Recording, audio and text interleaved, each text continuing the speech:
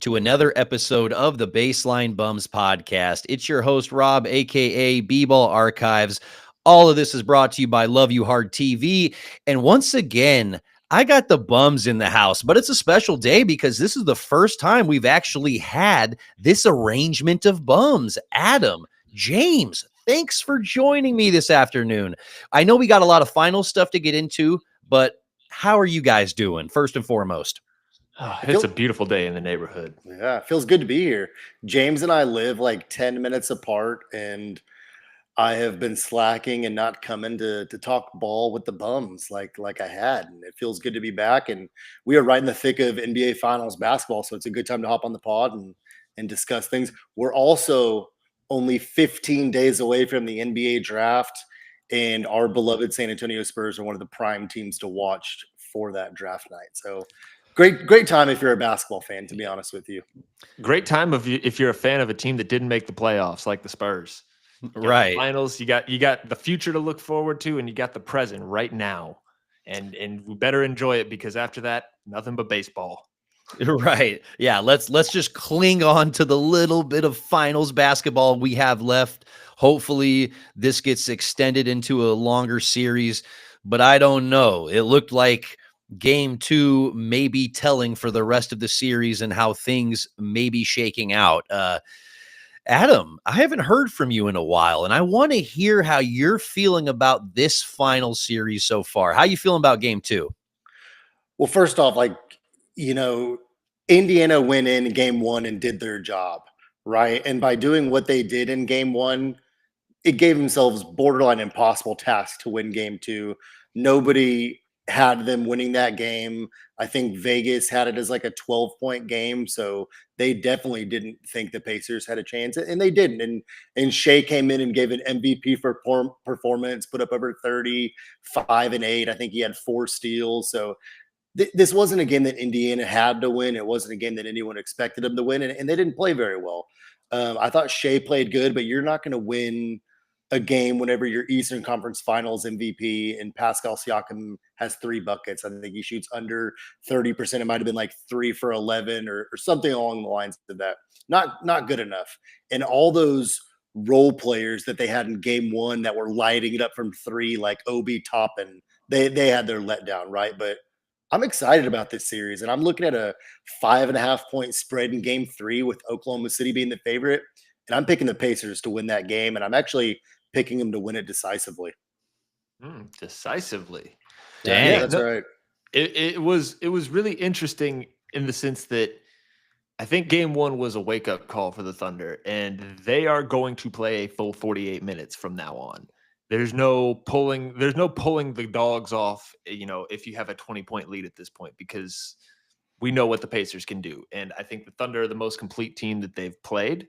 And so I think we might have seen a blueprint for how this series is going to go. We haven't had a good Halliburton game, though. And I think if there's going to be one, it's going to be back in front of those home fans. That's very true. Yeah, I was saying that, like, even before the series even started, I felt like the Pacers needed to win 1 in OKC, win 1 at home, and then going into game 5 as a coin flip is about as best as you can hope for. And they're right in position to do that. So I don't really think that the Pacers need to really, slam the brakes on what they've been doing. Although I think this is largely indicative of what OKC can do if they're playing their A game. Obviously a masterclass from SGA, but like they can access players off the bench that are, sometimes they don't even use, like a really great game from Aaron Wiggins. Yeah. And I need to brag on him because there's really not a lot about his game that I don't like. He's a spark plug on offense, can absolutely get things going really quickly, a great shooter, good defender, high energy guy. And when you have guys like that just chilling on your bench that you don't need half the time, that's like, that's crazy depth. And it just really goes to show that OKC, when they put all that stuff together, they're just way better than the Pacers. Yeah, and I think the defensive end is where it stands out, right? Because like I mentioned, Halliburton hasn't had a good game yet, and that's not just because he's missing shots. He's turning the ball over at an uncharacteristic clip. He's clearly uncomfortable in the torture chamber. I hope my wife didn't hear that because she hated that joke when I told it to her the other night. No, I like it. But no, and I think it's not only just the defense, but it's the depth of the defense. You have so many guys that they can throw at the Pacers, key guys on the wings that we've just been seeing them in. And if they don't get that big game, you start to wonder, are they just going to wear them down? I mean, like, they're so versatile, and this is why coming into this year, after the addition of Hartenstein, the addition of Caruso, everyone knew that they were the best team in the West, and everyone predicted them versus Boston, right? Obviously, Boston, what happened to them, what happened to them, but this is what everyone expected OKC to do. They can play big with Hartenstein and Chet, and that those two players combined for an extra 9 minutes in game 2 than they did in game 1, and that partially helped them win the rebound margin. They came back and I think won the rebound margin by 8 rebounds, contrast to their first game.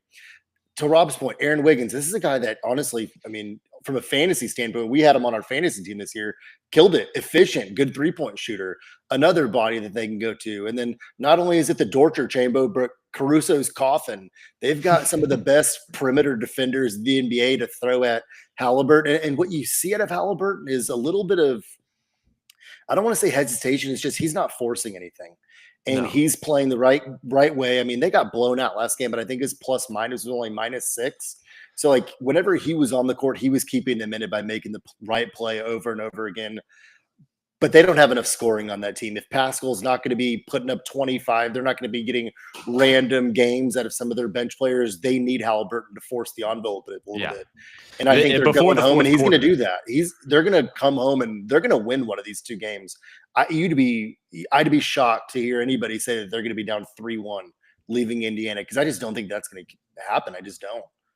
Well, and historically since 2021, they coming into this series, they played 11 times, and the Pacers have won 7 of those games. Now I know it's the regular season, and I know the Thunder were not very good for at least one of those years, but it is still something that we can look at and see like, well, maybe they do have something there. Maybe there is something. Now this is different, and the Thunder have seemingly ramped it up. I think the Pacers are very lucky to be in this 1-1 situation. It's not a function of the Thunder really gave that game away. The Pacers took that. That was not a classic collapse in a playoff series. The Thunder didn't just stop making shots all of a sudden. They didn't just start, playing badly. And you could see it in the crowd. Nobody really thought they were going to lose that game until they lost that game. You know who thought that Oklahoma City might lose that game is the Pacers players. And they wear it on their sleeve no matter what the score is on that court. I think that they're composed. I think that they believe they can win, and I think they're resilient. And I think they're leaders, both Halliburton and really Carlisle too. Yeah, I mean, he has that team so well coached that they believe they can win, and I think they are going to win. I think that they're going to have a double-digit lead in Game 3 at some point. I think it might be early on in the first half, and I think you could see a similar game like Oklahoma City had against Minnesota. Maybe not to that degree, but I think the Pacers are coming to play in Game 3, and I think you're going to have really, really big games out of Halliburton, Siakam, and I think Nembhard's going to have a really big game too. Yeah. Nembhard, well, you need one of those 2 guys. I was about to say, yeah, you need some more production, and I think it's got to be from Halliburton. In the way I have his number over here, but I believe it's 9 second half points in both games combined. Whenever we're looking at your offensive production, I love that he's a pass first guy, but whenever he's attacking Chet on the perimeter, or he gets Isaiah Hartenstein switched off onto him, he needs to cook and then get to the rim. He needs to get to the foul line. He needs to hit a floater. He needs to be thinking shoot first, because this is an offense, or excuse me, this is a defense. This is an Oklahoma City defense where sometimes you can't pass up the good shot to get the great shot, because the great shot is going to get swallowed up. That pass is never going to make it out from Caruso or Dort. So you're going to have to settle for that good shot. And I don't think the Pacers are really doing that. And I need to see Halliburton taking 20, 25 shots. I know he's getting other people involved, but if you're relying on Nesmith to hit big threes or Nembhard to step up in a clutch moment, then you're already cooked. Yeah. I think this is a very college-like defense that the Thunder employ. It's very handsy, very, very old school. And because of that, we need to see a little bit of an old school approach from Tyrese Halliburton in terms of I'm the guy. I need to act like the guy. Yeah. I think the way he becomes the guy is by playing his game. I think he's the kind of player that can settle into his game based on what he's getting his teammates involved with. And it's hard to do that whenever you've got Obi, Pascal, Nemhart, and Turner combining to shoot 4 for 18 from the three. But what happens if they're shooting better from the three? The Oklahoma City's not going to be able to give them as much space. And that's where, whenever the spacing opens, Halliburton can thrive. And I think that's what you're going to see. I think you're going to see a high assist total early. I think you're going to see a lot of team assists. And I think come late second quarter, mid second quarter, and on, I think you're going to see Halliburton starting to get more looks. I think you're going to see him pump fake and drive more. They're going to run him off the line. I think you're going to see towards the end of that first half, Halliburton's going to get going and finish that first half with like 15 points and 3 threes or something. I don't think he's the kind of player that's going to force it, but they need him to step up whenever the time is right. And as long as his teammates are helping him, he'll do that. Yep. You know, the Thunder, their defense is so physical and so overwhelming. You almost have to treat it like you're playing a zone. You have to kind of shoot them out of that physicality. You have to be able to, and I think going home is a big deal because those role players tend to play a lot better in these home games, but you have to shoot them out of kind of that reaching, that slapping. You have to be able to just hit those outside shots, and that will open up everything else. As good of a team as Oklahoma City is, and as good as they are defensively, their weakness is allowing 3-pointers in the corner. And that's because they like to protect the basket. They like to make it impossible to get into the paint. But those shots are going to be open, and those players need to be prepared to hit them. But they're going to have their looks early. And again, I think they're going to take the game relatively early tomorrow. Right. But like, I feel like even if you're hitting corner threes at a high clip, you still need to be able to collapse the defense in order to make those threes happen at a really high rate. And so while they are, collapsing the defense and kicking in the corner, sometimes they're just getting stripped, or they're passing the ball inside and that ball isn't even making it, or they're actually closing out on the shooters a little bit more than we saw previously, because there's some confusion in the Indiana offense. I saw a lot of confusion, and I'm going to give a little bit of credit to Mark Daigneault. And I think that he made a switch up and went with the double big lineup for he put in Hartenstein and Chet at the same time whenever he saw Obi Toppin and Pascal out there. And that's where they took over in the rebounding. And Chet was hitting a couple of big shots.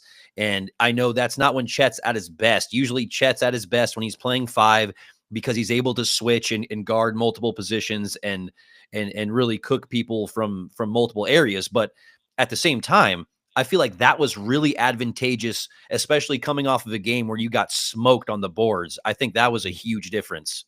Yeah, I mean, we're looking at a plus 24 turnaround from game 1. I mean, I'll be honest. I'm not going to give Dak, and not to you're right in that. Give him credit for making the adjustment in game 2, but I think that he made the wrong play in game 1 and almost bowed to a team that they're not supposed to bow to. You're not supposed to change your starting lineup whenever you're the best team in the NBA. So yeah, he came back game 2 and played them together, but like that's what he's supposed to do. That's what got him here this year. And I think if anything, his decision cost them that first game by not playing Hartenstein more. And Hartenstein does so much. I mean, he really is such a facilitator for that team.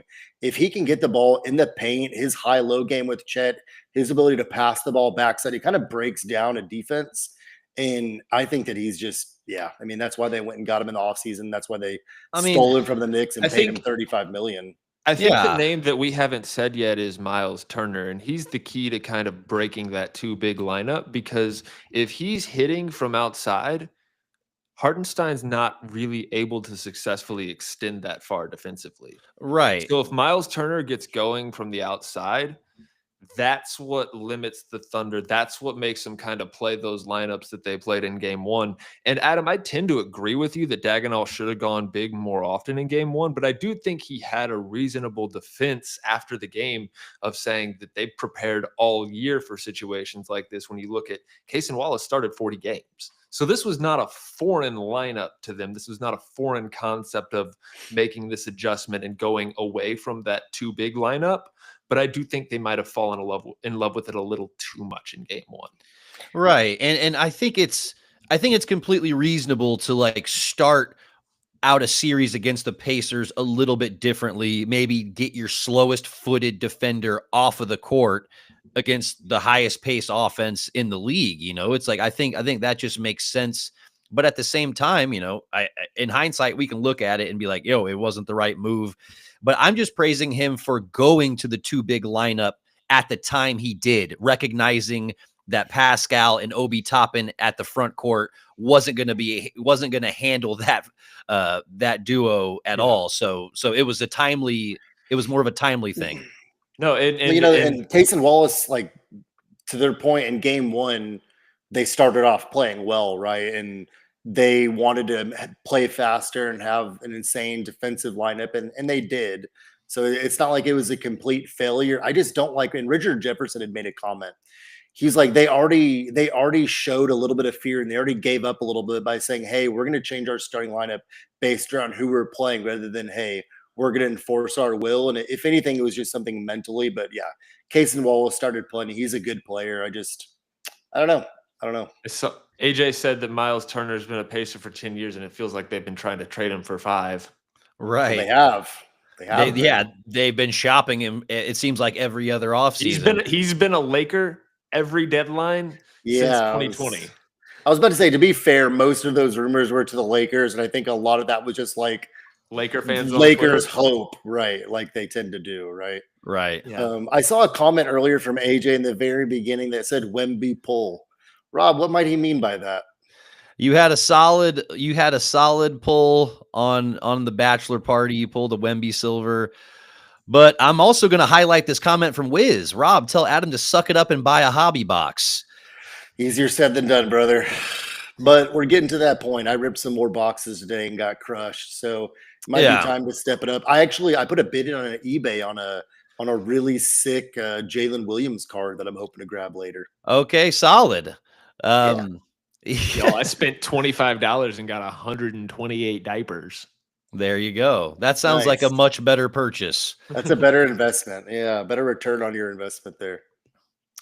Yeah, but there's a lot of things to unpack for the rest of this series. At the end of the day, I think that we're not going to see the Pacers go quietly into that good night like a lot of people thought. They thought they were just going to maybe win one game and that's it. But I think that we're definitely going to see this Indiana team win another game. But if we're predicting, thank you. Well, you got to let me get it out, Adam. Jesus Christ. What's your projection? I already gave mine. We'll give it again. I said the Pacers were going to crush game 3, that they were going to win. And no, it was serious. Serious. Oklahoma City.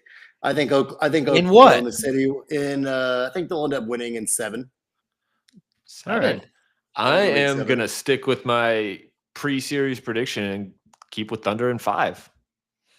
There you go. Wow. You think it's going to be a gentleman's sweep from here on out? That's pretty bold. I think there'll be competitive games, but I just think that the matchups we've seen this series have not matched what we've seen maybe between these two teams in years past.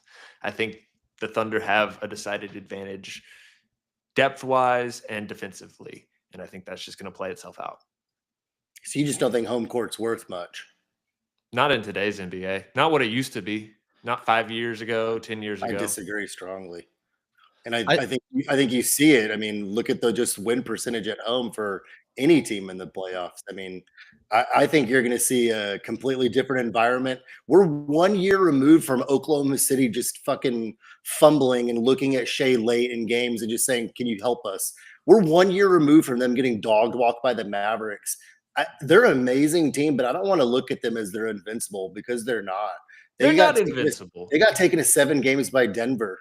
Indiana Pacers have been playing at a higher level of basketball over the last 3 months than even Denver has. So I just think it's you watched what a team is supposed to do, look better at home, but they even gave one up, and it's I can't call it a fluke because the Pacers have been doing it all playoffs long, and I just think that they continue to get disrespected, and they're getting disrespected by Vegas. I think by being 6-point dogs, and I said y'all were on a live episode, and I was in the comments, and I said that 9.5-point odd and the game one was disrespectful, and look what happened. So just we'll see. I could be wrong, but I think the Pacers are going to dog walk them in game 3 at home, and we'll see. And we'll see Oklahoma City win by about 7 or 8 in game 4, and then we'll see best of 3. From a fan standpoint, I hope you're right because I want more of this series, but just a gut feeling tells me that we will see competitive, fun games, but I just think the Thunder win out in the end in close margins. Oof. Yeah, I mean, I don't fully disagree with that, but at the end of the day, I think the Pacers are a good enough basketball team to where they're going to win at least one more game. I think they're going to win one game at home, and that's probably their ceiling. I'm picking Thunder in 6, just like I did at the beginning. But yeah, AJ was saying Caitlin Clark and Pat McAfee will get that Pacer fan base rocking for game 3 and 4. Is Larry Bird going to make an appearance? Ooh, not a very energetic one, if at all. Like Reggie Miller is going to get them going crunk, right? Like they've both got to be sitting front row, I would imagine, for this. Like Reggie who for else are they going to be sure. pulling? Rick Smits, Yeah, the Flying Dutchman. they bring in Chris Mullins in for this. I don't know. Yeah, you got to bring in some additional help. I don't know.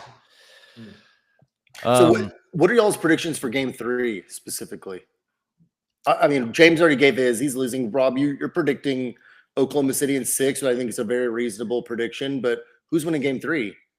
I think that we're going to see OKC win game 3, and I think the Pacers are going to feel like their backs are up against the wall, and I'm kind of thinking that's when they're going to win that game 4 before going back to OKC. But I mean, we're going to have to see some better performances out of these Pacers if they're going to make it. Like who needs to step up? Everyone. Miles Turner. Yeah. Miles Turner. I mean, Halliburton Pascal needs to step up. Siakam. The front court needs to step up. Because even when Obi Toppin hit those 5 threes in game 1, if you actually watch that game, he didn't play well. He just hit some shots. Yeah, I think first and foremost, you need Halliburton and Pascal to step up, right? Like whenever we look at the Pacers, we're like, who's their third guy? But like we need their first and second guy to be on every game to have a chance at beating this team. So yeah, first and foremost, their best 2 players need to step up. I think you're going to need to see Nembhard be aggressive because to y'all's point, like Dort and Caruso are so good defensively that I don't think that they're going to want to exhaust Halliburton with sole point guard responsibilities. I think like game 1, you're going to see Nembhard playing a good amount of 1, and he's got to be able to beat his defender some and break down that defense and get into the lane. So I think that's going to be important. And then, yeah, you're going to need Miles Turner whenever he gets past that ball with an open shot with 5-6 seconds left. You're going to need him to make more shots than he misses. And then you need all these other guys to fill in and hit threes sporadically. You need TJ McConnell to come in and give him good minutes. You need everything, really. Benedict Mathurin needs to come in and give them some buckets off the bench. He needs to keep that defense honest and make guys like Aaron Wiggins work. Yeah, there's been multiple times throughout the playoffs where Benedict Mathurin comes in and he's putting up a really solid game and quite a bit of points in a short amount of time. But yeah, basically the Pacers need to shoot lights out. But you know who's not going to have their lights out? You, if you go with Solar Scouts for your solar energy, clean, reliable solar energy for you and your family. We all know the Texas grid is all over the place, whether it's a heat wave, a blackout, a random freeze that knocks out your power. you better have a reliable backup for you and your family. That's Solar Scouts. Go to solarscouts.com/bums and figure out how to get clean, reliable solar energy for you and your fam. And make sure that you say the Baseline Bums podcast sent you. But yeah. And I work in new construction, right? So I sell new homes for a living. And if you're buying a new home and you're not at least entertaining solar, you're making a mistake. Um, Especially for those people who are going to be living in their home for a while. If you're going to be in your home for 10, 15, 20 years, this is an investment that's worth taking on. So it's exciting for the Baseline Bums to have a sponsor. Nice job on y'all putting that together. And yeah, Hey, come to keep those us. lights on, because otherwise, how can you listen to the bums? Absolutely. Yeah. So just go over to solarscouts.com/bums and figure out how you can be a bum and get some solar scouts. We got free consultations. They'll come out and figure out how they can best serve you. Great people over there. Yeah. Shout out to Solar Scouts. But guys, yeah, we've talked about a lot of finals stuff. Is there anything that we want to clean up in regards to the NBA finals? Anything you're still thinking or want to get off your chest? I just want to echo the one sentiment that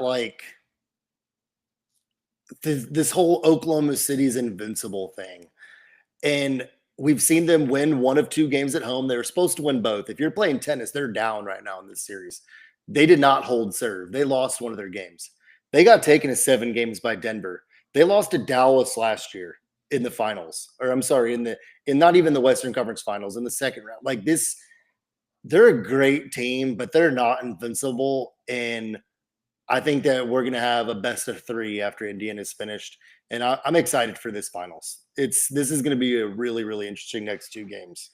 To kind of further that point and put a Spurs tint on it, I think we've seen that Oklahoma City can be beaten by teams that have strong, quick ball handlers and rangy, versatile players.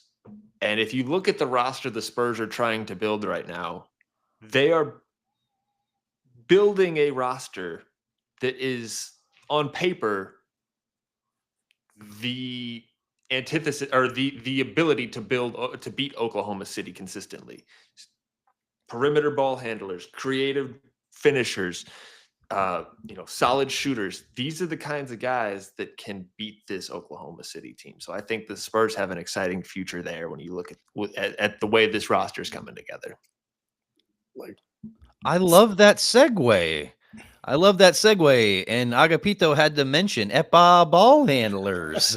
Ball handlers. Handling those balls. They certainly do.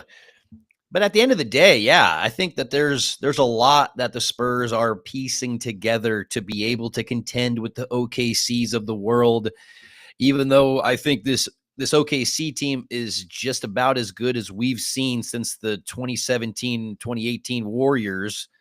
I still feel as if what we're putting together in San Antonio in the next couple of years could rival it. Absolutely. Well, in the next 15 days, we're really about to find out what we're capable of. And I feel like the Spurs are kind of at a crossroads right now in a weird way. In a lot more so now that we have the number 2 pick, because there's so many different directions we could go. There really are. Like, we could go get Giannis if we want to. I don't think there's a doubt about it. We have the assets to do it. All it would take would have the number 2 pick in Castle on the table, and he's ours, right? It's just a matter of contract fillers at that point. But do we want to do that? And every time I broach this subject, I'm like, how much do we consult Victor about this? Because I'm not really wanting to give up that number 2 pick. I think that you've got a guy that can be I don't want to say generational because that's overthrown, but this guy could be an all NBA level player, and he's 19 years old. So I don't know how much they consult Victor, but we could build something slowly, kind of like we saw Oklahoma City do, and wait for Oklahoma City to kind of get to the point where they're having contract issues and it's our turn to win. Because I don't know if we go get Wemby, are we for sure? I'm sorry, Giannis. Are we for sure winning next year? I don't know. It's just, I feel like we're at a crossroads as what the organization can do right now. I think there's a lot of options. First off, Nobody's going to be able to consult Wimby for the next 7 days or so because Shaolin Wimby is in effect. Yeah, I saw Shaved that. head Wemby. There we go. I like how And locked in he is. He's I only think 7'4" now. I think he's coming for the rest of the league, and I think he might be like 7'6", but that's conspiracy theory talk right here. But anyways, But hey, I want to address this Wiz comment we got over here. Has the Giannis talk chilled or what? I know there's been talks of KD, but are we still thinking Giannis isn't what we want for San Antonio? I think the Giannis talks have chilled. From what I saw, like Windhorse said today, like there's no talks in league circles. There's no trade. Like Giannis hasn't requested a trade. I don't think he wants to leave Milwaukee. I really don't. Yeah. Ultimately, I think if Milwaukee is going to play ball with him and kind of help out a little bit, maybe go after a decent free agent acquisition, I could see them kind of tantalizing him enough to make him stay. But I actually do think he's 1 foot out the door. I think that, I mean, he would rather go to another team than stay in Milwaukee and kind of just be mediocre at best. I don't think the Spurs have that as their number one priority. I think that there are a couple of reasons why. I think the cost is a lot, and I think that no matter Giannis is Giannis, and he's awesome, and he's one of the 3 best players on earth. But the timeline, I don't think adds up. And if you pull that trigger, I think it adds a lot of pressure to a core that might not be ready for that pressure in a way that going and getting a guy like Kevin Durant doesn't necessarily do it. And so I just think there are better solutions. I think it'd be careless for Milwaukee not to evaluate what they can get.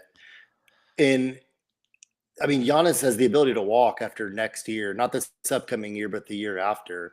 I mean, it's his player option, I think, after the next 2 seasons. So do you really want to go into the final year of his contract not knowing what he's going to do? Whenever right now today you can get a haul for him. And I don't think it's as much about like doing right by Giannis. I think it's more so like, does Milwaukee even think they can compete anymore? I mean, Lillard's got a toast Achilles. Like, I think it'd be smart for all parties to at least evaluate what they can get for him. And I think that at the top of Milwaukee's board would be the number 2 pick in this draft. I don't know that they could go get a better asset than that right now. From a Milwaukee perspective, I think you're 100% right, Adam. From a San Antonio perspective, though, I'm not so sold on adding Giannis makes you far and away the championship contender. No, I don't think that, but I certainly am not really afraid of anybody in the West outside of maybe Oklahoma City if we get him. And the thing is, I don't even think we have to mortgage our entire future. I don't think it would require all of our picks. I think we'd still be able to hold on to a couple of them through 2030. That's the thing, as long as we included the number 2. Yeah. Yeah, so which would be a kick in the nuts. But at the end of the day, if we're talking about getting Giannis and he's serious about being here for 5, 6, 7 years while Wemby gets into his prime, holy shit, that would be monumental. To Wiz's point, I think I say we make the pick unless you can get a multi-time All-Star in their prime. So that means Giannis. That means who else? I mean, maybe Bam. Maybe I don't even think you move the number 2 pick for Bam, honestly. And I know that's something Rob and I actually talked about. And I do think positionally he'd play great and our front court defense would be insane. But I think the potential upside of a Dylan Harper is even greater than that. Like, it's certainly not on the talks for KD, obviously. I think it would be more so like Harrison Barnes contract because he's an expiring Vassell if Phoenix wants Vassell, and then probably our number 14 pick. My guess is that there are so many teams that would want him that we'd have to probably offer up one additional asset. Keldon Johnson. No, I think draft pick asset. I'm guessing they would want more than just one pick. I don't know that Keldon's got a couple years left in his contract. So I don't think like he really helps Phoenix get out of the financial blunder that they're in. At least if they take on Harrison Barnes, they know that they could free up that 18 to 20 million after next season. I don't know. I think it's the thing is about going for KD is like we could still have a great future, compete now, show Victor we're trying to win now without mortgaging really much at all. Yeah, I Like think the KD move makes a lot of sense. I don't think that there's outside of something that we're just not seeing right now, I don't think there's anything that I would trade the second overall pick for. Right. I'm kind of agreeing with Ghost a little bit. Like, unless I'm getting somebody in MVP conversations, I'm not trading the second overall pick. And it's like and really the only guy that's like that is Giannis. Like, obviously Jokic isn't leaving Denver, SGA is not leaving OKC. And so that really just leaves Giannis. So I think that I've got um another name. I think that I would love what AJ's saying right here. If we could keep the number 2 pick and get KD, that'd be lit. I do think that there's multiple realistic paths to that. But Adam, what is this other name? I'm curious, and I'm looking at the Celtics personally. Them knowing that they have to make a move, they're getting way, way, way too expensive for a team that doesn't have a chance to compete next year for the championship. And I'm wondering if Jaylen Brown is at all available, and I don't want his would expensive ass. we want Jaylen Brown involving our number 2 pick? But there aren't, to Rob's point, I wouldn't, and y'all's point, I wouldn't want to move him for anything but a guy in his prime and it's elite. But how many franchises are really looking to trade guys that are in their prime that are elite? Not many, but you look at a team like Boston who's going to be doing something. They are going to do something, whether that just be as simple as moving Porzingis or moving Drew Holiday. Those are the more likely scenarios. But are they having a conversation in Boston if the number 2 pick is on the table from us for Jaylen Brown? Yeah, they're absolutely having a fucking conversation. They are. I don't. I think they are. I don't think the Spurs make that offer for the reason that Rob said. I think it's just a little too expensive, and maybe I'm being crazy, but if you can at all have a conversation of, do I think Dylan Harper has a higher ceiling than Jaylen Brown? Then I don't think you pull that trigger. He might, but like he's all He NBA. might. He might, but like Jaylen Brown's an all NBA player. Like if he ends up that, we'd be thrilled, right? Right. We would But be, like, but we've seen the flaws of Jaylen Brown so glaringly that it kind of adds a layer of complexity here, because it's like, how do you justify when you have Victor Wembanyama that the highest paid player on your team can't use his left hand? and it's not just the highest paid player. It's one of the highest paid players in the league. In a couple of years, that's going to be $60 million a The year. highest paid player in the history of the league. Well, technically At this least for a season he's little not. bit. Well, technically this season he's not making the most per year, but I'm breaking it down like he doesn't make 60 million for a couple of years, but that, like, if we were to make that trade, that's when we would be paying him. So it really irks me that we wouldn't be getting anywhere near that amount of talent in return. I want do to make think one there comment are though. teams. Like Castle and Wemby are both still on their rookie contracts. If you're going to go pay for somebody expensive, like that's a decent time to stagger it. Yeah, it's a lot of money that you're committing. And it's not like I'm sold on going for Jaylen Brown, but the idea of like going for Giannis or going for a big superstar before you have to extend Wemby to a crazy contract, because his second contract's going to be nothing compared to his third, before you have to extend Castle, like those are our big contracts down the line. Our only real move is we're about to have to extend Fox. Like, we can't be afraid to spend money. I know it's terrifying to like go all in and not sure where it gets you, and like commit to all that. But like, I'm here for it, man. I'm here for the options. I do think that there are some interesting teams that could get in the Jaylen Brown sweepstakes. I think Houston is one of those teams. I think Denver is one of those teams. And I think that if Boston wants to make a splash, trading Jaylen Brown is a possibility. I just don't think it makes a lot of sense here. I think between Fox and Harper and Castle, I think you've got a nucleus and you've got options. So we want to grow. I'm not opposed to growing organically. That's what that looks like, right? And that's what the Celtics did, right? Well, They drafted Tatum and Brown high, and they grew organically over time. Well, and we don't even necessarily have to grow organically. I'm just not really a big Jaylen Brown guy. I think a lot of what he brings to our team, we don't need. Like, we don't need slashers that can get to the rim. We need shooters and guys that can really facilitate to Wemby. And I don't think he will do either of those things at an elite level. Can he go get buckets? Can he play good defense on multiple positions? Absolutely. Not saying he's not all NBA talent. I just don't think it's a great fit for San Antonio. Like James, another interesting Jaylen Brown fit is Memphis. Ooh, I actually don't hate that. Yeah, if they wanted to if they could somehow pair him up with Ja Morant and make a workable front court with that backcourt duo, I think that's a team that could get in on that sweepstakes. I mean, Lauri Markkanen's probably another player, but he just got paid.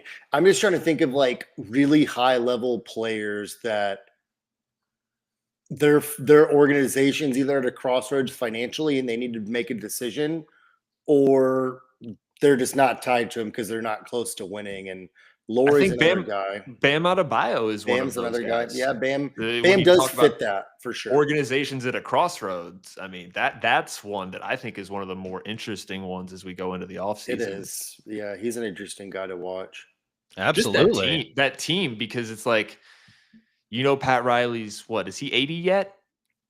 Actually, Rob brought up another guy.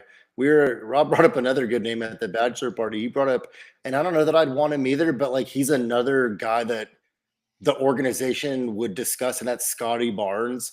I keep hearing that like Toronto is going to be a big player, and I'm like, why? Like for what? Well, who are they going to go get? But you know what? It's Giannis. But why would Giannis want that?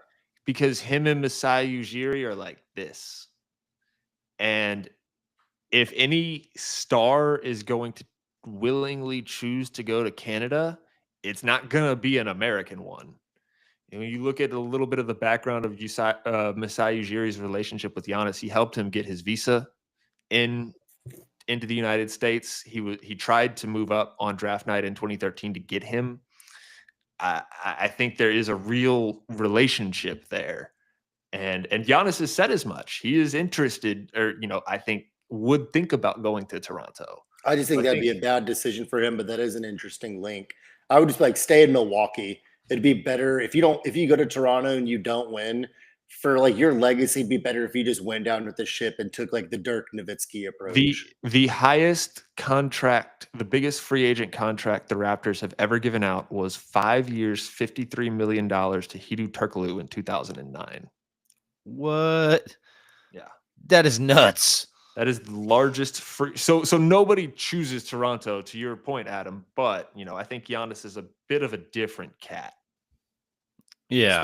Speaking of Cat and Giannis, the Knicks want him. Absolutely. Y'all want that, right? But I got to address this question real quick. Who's better, Triple J or Bryant Reeves? AJ wants to know. Big country. Well, we pulled fat Bryant Reeves cards this past weekend. We did. We actually did pull Bryant Reeves cards. That's disrespectful to Triple J. It's very disrespectful to Triple J, actually, and that's making me cry a little bit. I want to hear Shaq answer that question, though. If anyone does a decent Shaq impression, I want to hear that. Like Bryant Reeves. I don't know. Oh man, he has talked about Bryant Reeves cooking him once or twice, so. Which was bullshit. Like I went back and looked at those games. Like Bryant Reeves had like 14 points, but like Shaq was like, he had like 25 on me. And I'm like, dude, you don't even remember the games you played against the people you did. And I was like, I can't rely on the things that come out of Shaq's mouth. No, not even a little bit. To go back to the KD trade a little bit, I listened to the Bill Simmons podcast a lot, and one of his quote unquote hot takes was that KD to the Spurs is already a done deal, and they're just waiting to the week of to announce it. And he's like, I have no insider information as to that, but he just thought it made too much sense. My thought would be if we do trade for KD, we have to know that we're extending him for like 1 or 2 years, right? Like he'd have to be willing to extend with us before that deal type of situation for us to even want him, right? I would say that's more likely to be done than the actual trade. What Like is? the talk about extension, if we make this trade, you'll sign on for another year after that. I would say that's more likely to be like done behind closed doors already than the actual structure of the trade with the Suns. Yeah. The more I think about this, the more excited I am at the prospects of getting KD because I don't think it would require more than 2 firsts, and we're not really mortgaging much of our future. Like we're not really sacrificing our future winning window that much, but we're also giving ourselves a chance to compete now. I mean, like Fox is in his prime. KD's still an all-star caliber, all NBA level player. If Wimby continues to progress and Castle continues to progress, who are we afraid of? Like deathly afraid of in the West, other than OKC. And for what it's worth, Brian Windhorst today did say expect a lot of fireworks early. This is going to be an early offseason. And they said like KD is being traded. Like he will not be a Sun. And if he's going to be traded, wouldn't it make sense for him to be traded before the draft? Or on Yeah. draft night. Right. I was about to say, I think it will be before the draft, but it's going to be like moments before. And so it can kind of just mess up what people are trying to do on draft night. Or, yeah, like James was saying, it's going to be one of those, probably draft night announcements. And I would be really excited about it if we were able to, like you were saying, Adam, not necessarily mortgage our future in order to make it happen. But it sounds like, he wants out of Phoenix so bad that they don't have any leverage.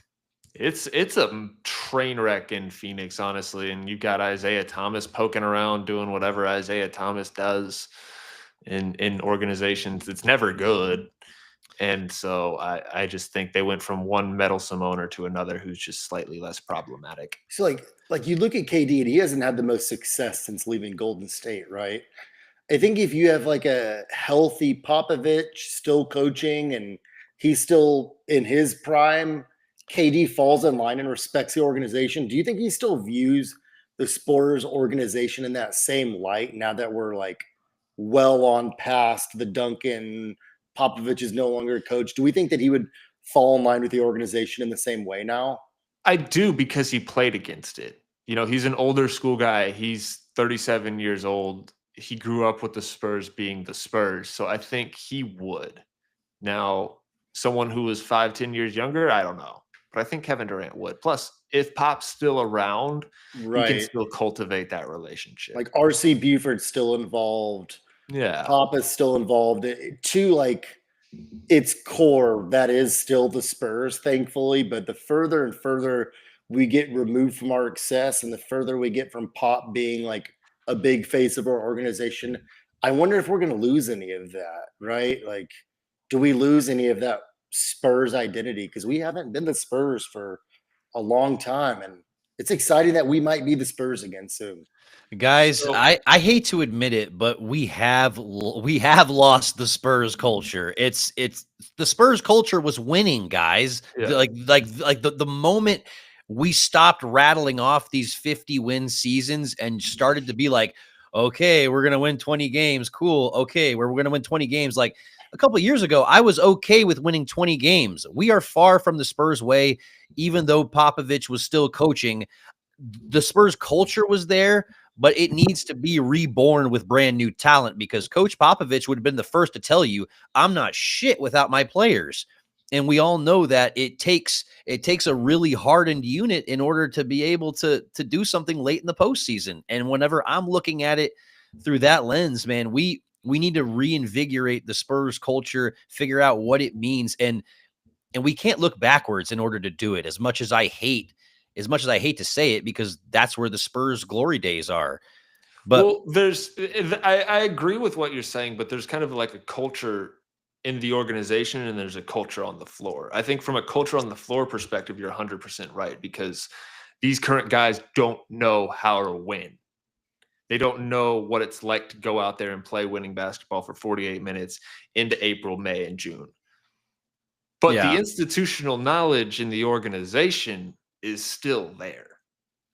And That's true. so I think it's just a matter of getting these guys into these moments where they can experience these, where they can fail even some, and build themselves up that way. I'll be There honest, are I'm nervous going into this next year. I am too. Well, this is the first year in a long time where it's really felt like there's expectations and you have to live up to something. Like last year, we were satisfied like making that jump. Like, oh, if we get in the play-in, like that's a W. But like that was supposed to be last year. Now that we didn't do it, that's no longer our expectation. It's like we have to be a playoff team.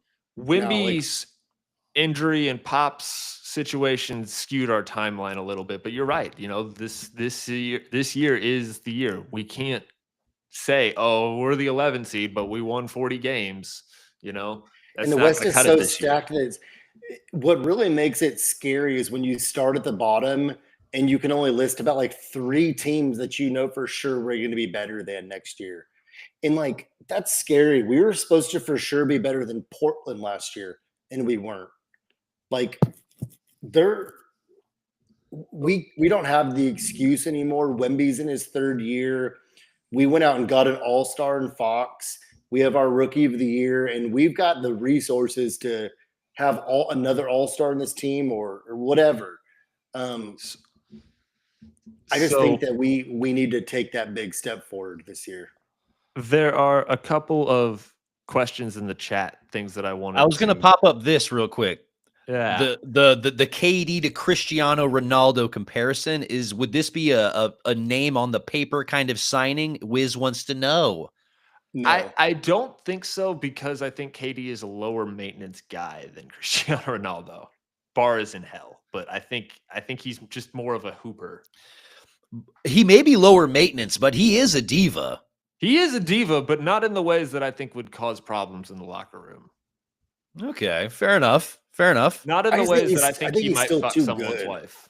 I think he's still too good of a basketball player and too like perfect of a fit for us to not go get him if it's inexpensive.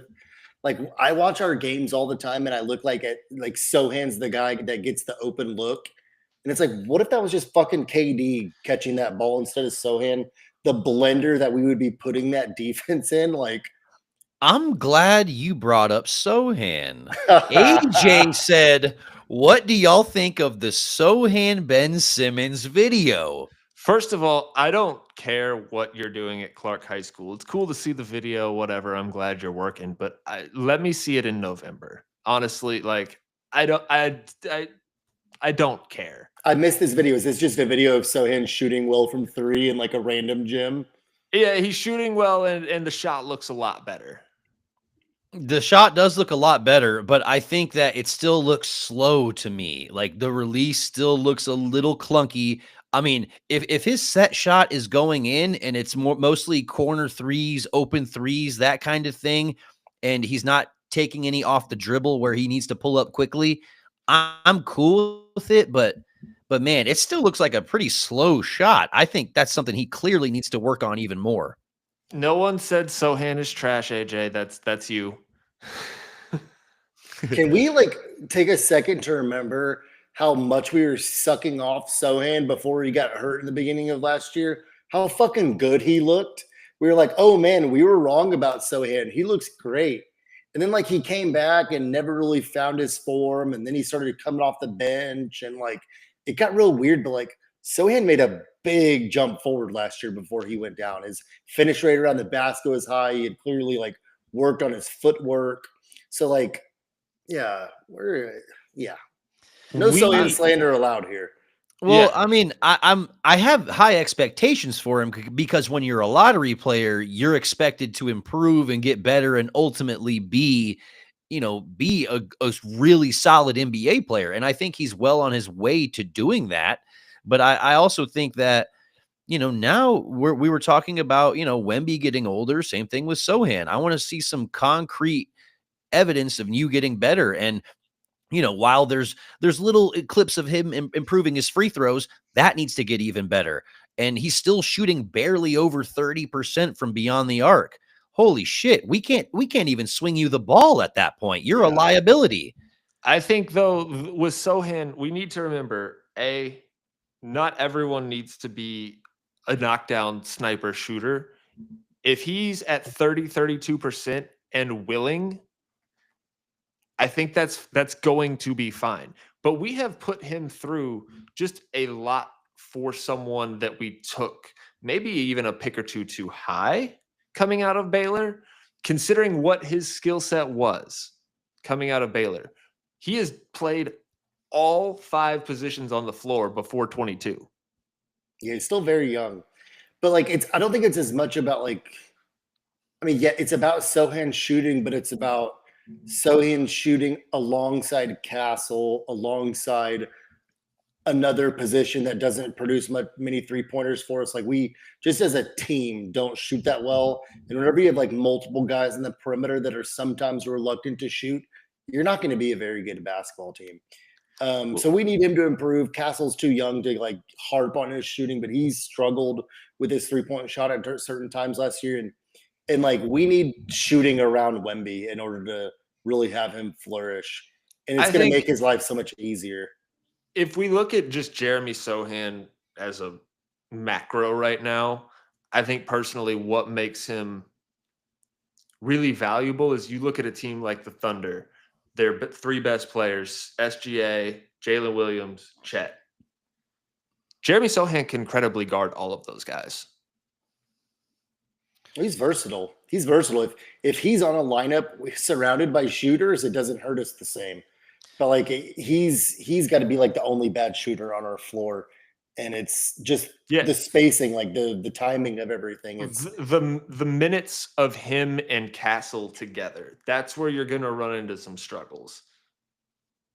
I mean, yeah, I just think he's got to just keep eking towards league average. I think if he's close to league average, I'm cool with it. But man, if you look back at a lot of the Spurs guys that got minutes and were known defenders, a lot of them are pretty good shooters as well. And and I just feel like you can't be that one-sided when you're a good defender and not an amazing defender. Because I think he's a really good defender. He's a good, versatile defender, but he's not bringing defense like Wemby. Like he's not. I mean, that's what I'm saying. It's like if he was to go to any other team, he's not their best defender.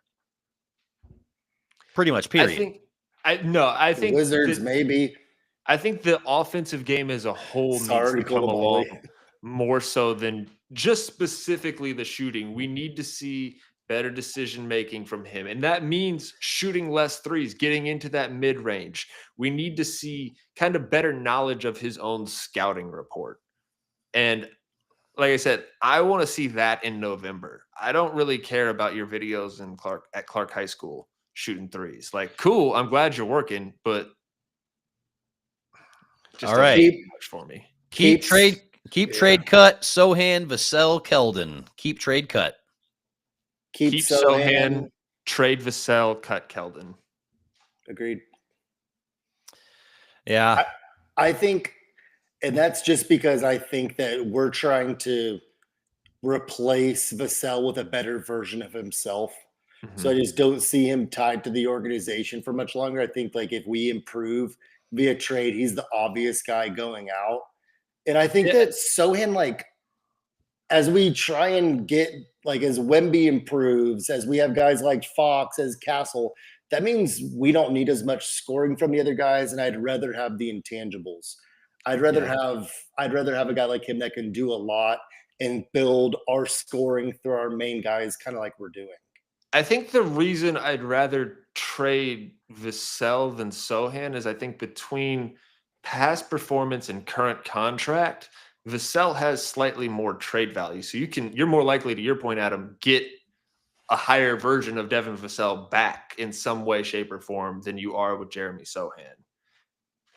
Right. Yeah. I mean, I want to trade him not only to get that contract off our books, but at the end of the day, yeah, I think you hit the nail on the head. We would want to trade the guy that has the most bargaining power, and that's definitely Vassell out of this bunch.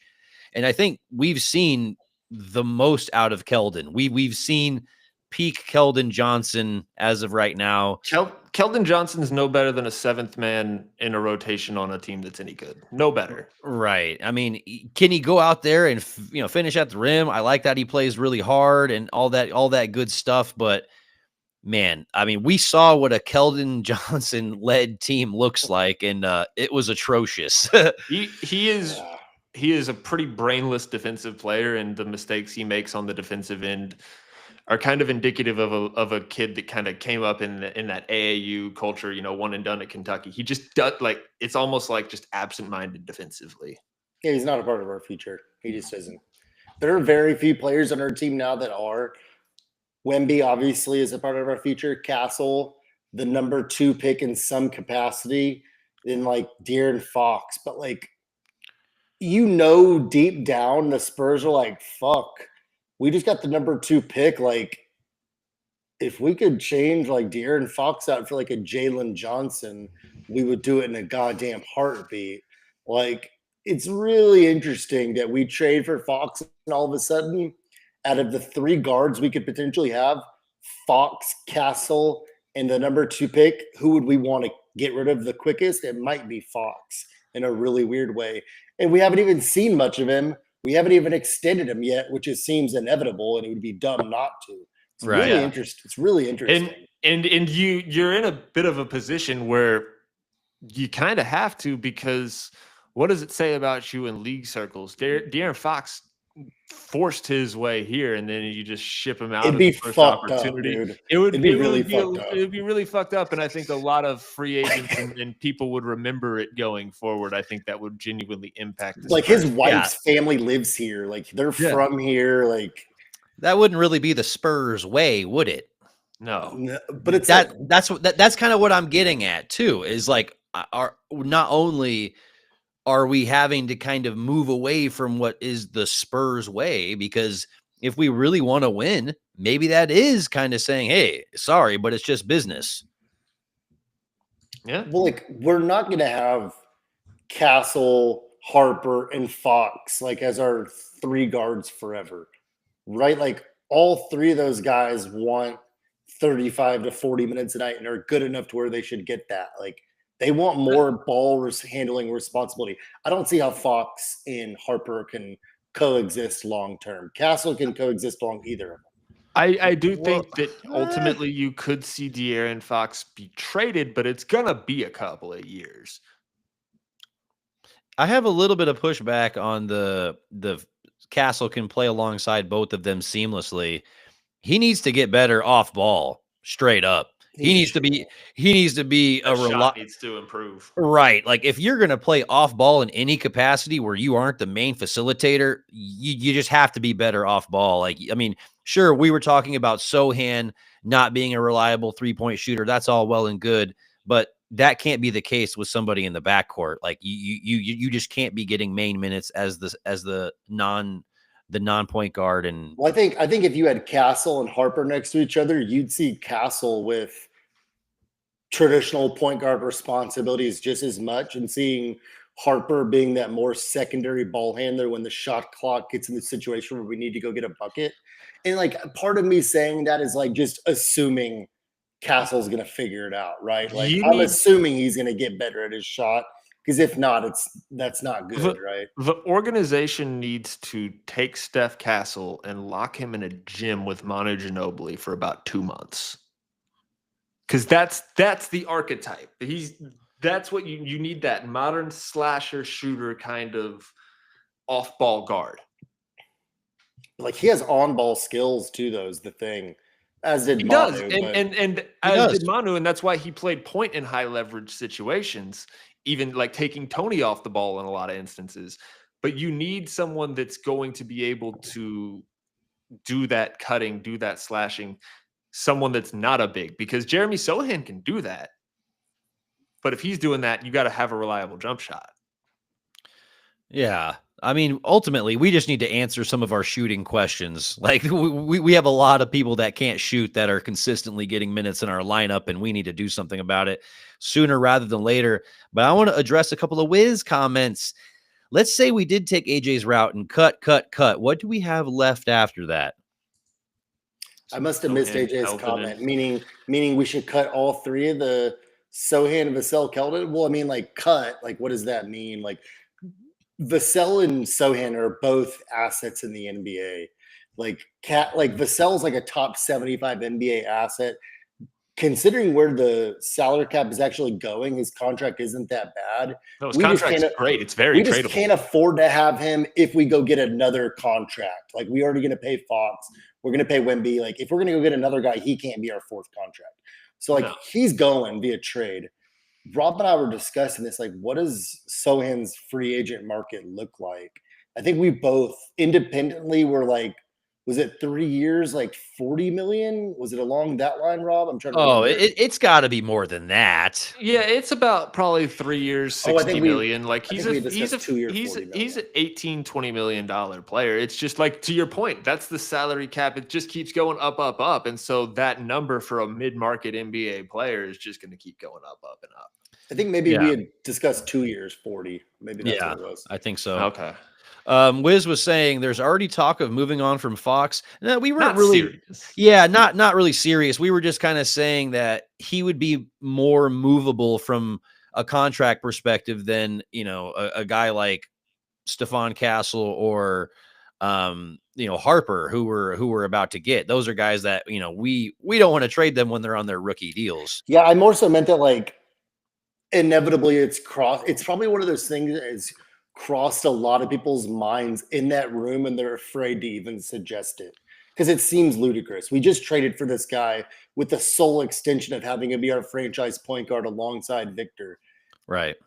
But I mean, it does kind of sound ludicrous, but you know what is not ludicrous? Bringing Solar Scouts to your home for a consultation so we can get you clean, reliable solar energy. Go to solarscouts.com/bums, get you some clean, reliable solar energy. I love that.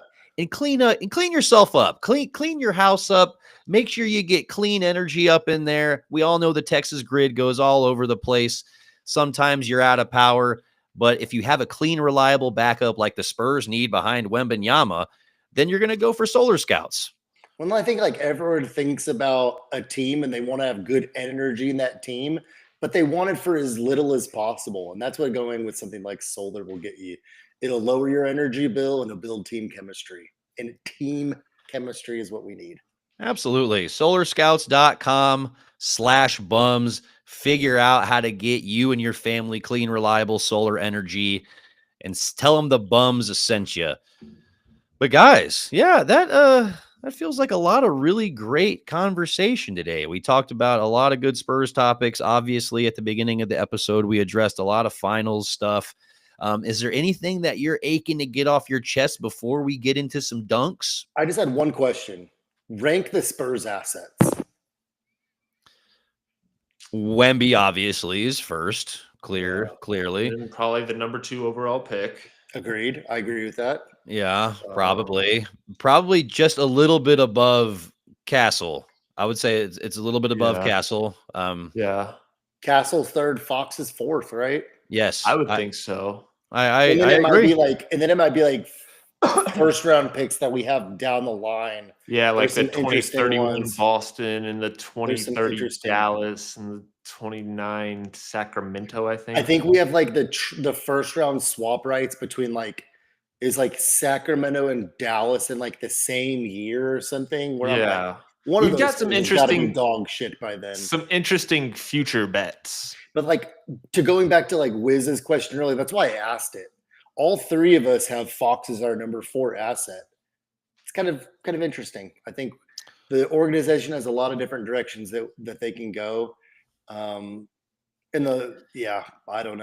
Well, I think we're really enamored with upside right now. We're looking at Stephon Castle and Dylan Harper as guys that could maybe be all NBA guys at some point. And we know that Fox is already at his peak, at his potential, and he's an all-star guy, maybe not an all-NBA guy. So we see a little bit more upside with Castle and Harper versus 2 in the bush. Right. And I think people do get consistently enamored with upside. Speaking of Bush, I'd like to dunk on somebody. God. Oh God, I'm I'd afraid. I'd like to dunk on my buddy AJ for his Speedo that he wore at your bachelor party. And I'd like to dunk on both of y'all for taking my phone and taking a picture of something in particular and putting it on my social media. Maybe I'm dunking on myself right now, actually. But neither the less, dunking needs to occur around that topic. Okay, fair enough. So you dunked on me a little bit. All right. No, I never have before, but feels good to dunk on you. I love it. I really tried to dunk on you in that pool of basketball, but it was not going to happen. Yeah. Yeah, fair enough. You're giving up some height. We get it. And you know, pool basketball is it's a different animal. James, who you yamming on? Okay, so I'm yamming on CVS. I gotta tell y'all about the grossest retail experience of my entire life that I had recently at CVS. So I went there to pick up a couple of things that I needed, and one of them was milk. And they didn't have the normal, gallon carton of milk. So I bought a different one. It's you can't see through it. It's just a plastic carton, kind of old school style. And I'm like, okay, whatever, milk is milk. It didn't expire for a few weeks, so I was like, fine, I'll just buy it, whatever. I get home and my wife is like, why does it look like that? I'm like, it's fine. They all look like that. A few hours later, I go to have a glass of milk and I pour it out, and there are solids in the glass that I'm pouring out, like solid pieces. And I'm just like, it smells so bad. Like when I tell you, I poured out the milk in the sink, and then when I went to throw the carton away, it was so heavy that it fell to the bottom of the trash can and landed with a thud because of the solid contents that were in there. Yeah, that's why Good Walgreens definitely fucking God. clears CVS. And so I legitimately think I could have filed a lawsuit because this was so bad. I think I you don't have a remember- legit grievance. I don't remember the brand of milk. So I'm just gonna dunk on CVS here because that was by far the grossest thing that I've ever had the misfortune of buying. You windmilled on them with ease. Yeah. Yeah, that honestly that makes sense. You can't be getting curdled milk like that. That's just disrespectful. Nah, if I want cheese curds, I'll just go get some cheese curds from fucking Culver's or Freddy's or something. Yeah. Well, I mean, those are delicious, but yeah, that's. Yeah. But yeah, I think I'm gonna have to dunk on Facebook Marketplace Ooh, because that place is a fucking wild west, and it really is. people just be listing anything for any price. And like, I mean, I look at it for all kinds of different stuff. Sometimes you see pieces of film gear on there for super cheap, but I'm sick and tired of hitting up people and then they're like putting like, oh yeah, this thing is $100, or yeah, this car is $10,000, and it's like so far off the price that they are actually wanting that they're just doing like a bait and switch price. And I don't know how Facebook Marketplace can regulate this more, but it is absolutely crazy because I'm having to actually have full-blown conversations with people, and then they tell me the price is different than what it is. So Facebook Marketplace, you're getting yammed on. Do you have a recent example of a product? I mean, I'm trying to buy a car right now. I'm looking at some various used cars on there, just because I can't really get out to like dealerships or places during the day because I'm fucking working. So like I'm just perusing online, and you know the handful of people I've reached out to about cars, dude, they're just completely misrepresenting what price they're trying to sell it for. It's the new Marketplace Craigslist. Marketplace is brutal for cars because the majority of people that are selling cars in there are like resellers.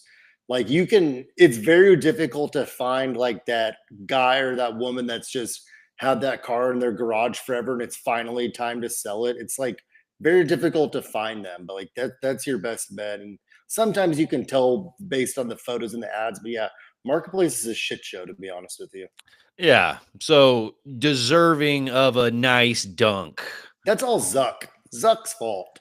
Yeah. You know what, Wiz? Shout out to Wiz. Wait, not the drinking. No, he I said was not drinking Carvana. cottage cheese. I didn't drink any of it, to be clear. I just poured it out and almost threw up. Hey, Wiz, by the way, we appreciate you watching our live. And for all of you listeners, for those who have been popping in and out, like, we appreciate you.